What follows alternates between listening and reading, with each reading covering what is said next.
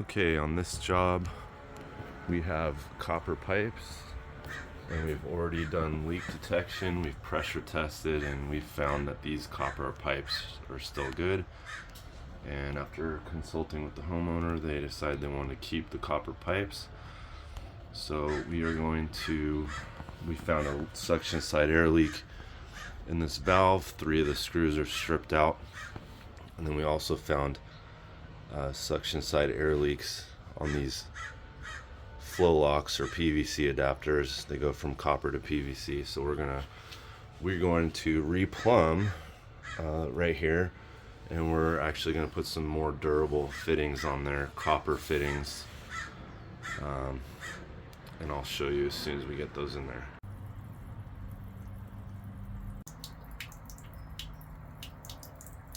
Okay, new copper fittings are in. You can see I used a fire protection blanket on the right side to protect from some PVC pipes.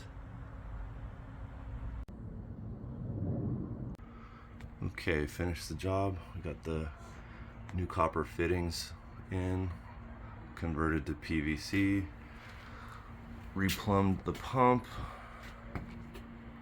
and installed a new filter.